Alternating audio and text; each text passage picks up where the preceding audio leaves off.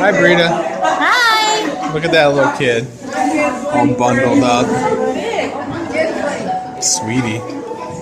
And that little That's kid. Kinsley. He's almost ran into traffic twice now. Oh, gosh.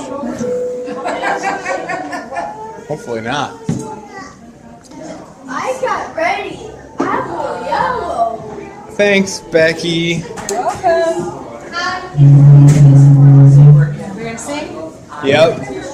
Oh my goodness. I don't think you can blow all that out, are you? You'll be winded. We'll see how my breath control is. Yeah. Okay, everybody, we have the cake lit over here, so we're going to sing Happy Birthday, okay? You guys ready to sing out here? We got the cake lit. We're going to sing Happy Birthday. All right, on the count of 3. 1, 2, 3. Happy birthday to you. Happy birthday to you. Happy birthday, dear Margie. Happy birthday to you. Now let's see if I can blow this out. You can do it.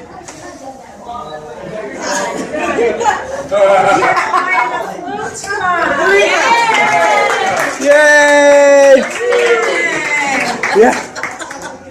You want me to serve this? No.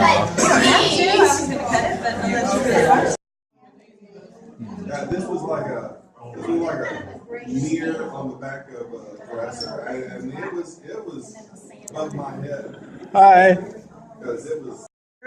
Bradley bag. Oh, I never had one. Isn't it pretty? I'm in awe. Good. Do you have one, Becky? Yeah, I do. It looks familiar. You better hide it. More than words from the heart. Oh my goodness. Kinsley. Oh yes, there you go. Now, Jolene, you got to do the next story. Which one is it going to be? Which one would you like me to tell? Whatever one comes to your mind, honey. You had so many. So I'll tell the one about one of the things that Margie, I think, is really always been really good at is being like an encourager. Like, I just thought that's so cute. I thought it was like our friendship and for the over the years. And Oh, that's beautiful. so Jolene. when I went to college, I was pretty young. I was only 17, and Margie and I met when we were in choir, and we became roommates our second semester because we both had psychotic roommates. And hers was psychotic, and I had two that were also a little bit nuts. And we had a third roommate that was also terrifying us. But she took us to South Dakota and took us driving on a frozen lake. And Margie and I are from the Midwest, and She's from our Chicago. I'm lakes, from Ohio. we do not drive on our lakes because they do not freeze solid. No. But this girl took us for a ride. So, anyways, but Margie and I met in choir, and we were both musicians, and we ended up in a trio together with another girl, and we were traveling with one of the ministerial students, and we would go out on the weekends and we'd sing at churches. And I was a piano player, but I never really would like play for anybody except in the little rooms, and Margie knew that. So she said to me one day, she goes, "Jolene, you're going to play this song when we go out to church next week." And I said, "Oh no, I'm not." And she said, "Oh yes, you are. You're going to play this song for us as we sing." So somehow she managed to talk me out of my fear to do this. So we get to the church, and we're standing up on the platform, and it's one of those like electric pianos with a music stand that's like barely working. And we start singing, and I turn the page, and when I turn the page, the music goes flying off like halfway across the platform. And I just like completely stood there frozen, and Margie went, picked it up and put it back on, and we continued. So then we go to the host families for lunch, right? Yeah, right. And the guy that we were traveling with was a difficult person, to say the least. And he and Margie, over dinner, in front of the host family and in front of me and the other girl that we were singing with, they start arguing about whether I will ever play the piano again. And Margie's like, yes, he's like, no, she's not experienced enough, she's not playing. And Margie's like, no, she's playing tonight. And I'm like, no, that's okay. And Margie's like, you're playing tonight. And which director and me. I actually, and she did. She went and had me do that. And I always go back to that story because I know that if I hadn't had you do that to me, Margie, I would have never had the courage to play in front of people. And you know, as And my you're very skills talented as my when you do skills went on, I became the choir pianist and all, Yeah. playing in a band and everything.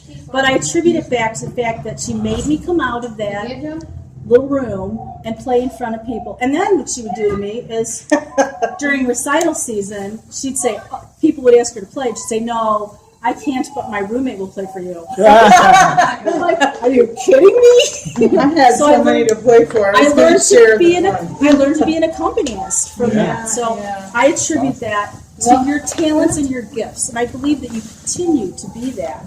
Oh, to thank people. you. Music ministry has been a big part of my life. I haven't had a birthday party since I was 16.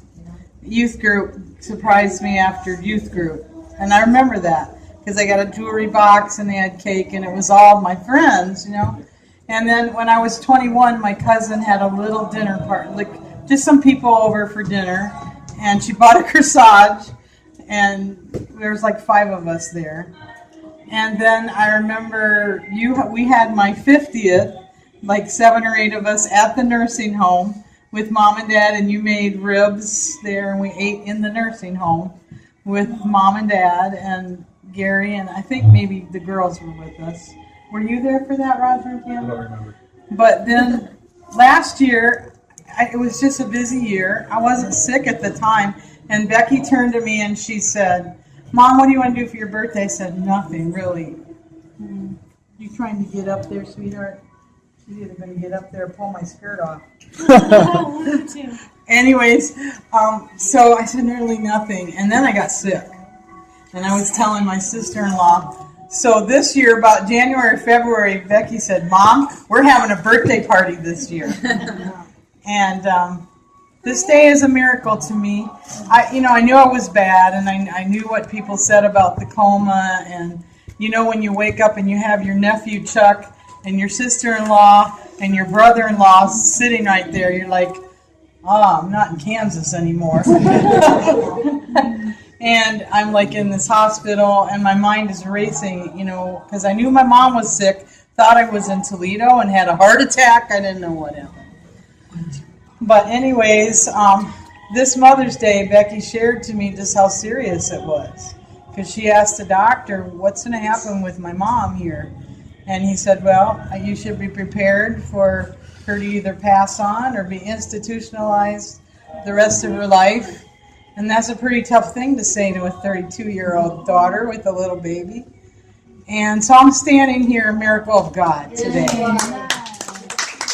His goodness, His graciousness, and it's more than a birthday. It's a celebration of life to me. Amen. Celebration of life.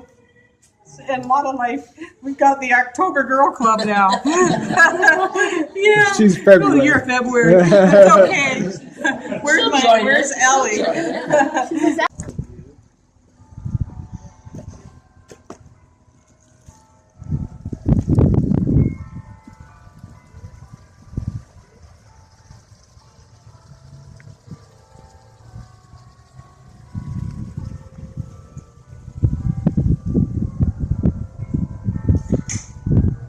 Ellie. Hi.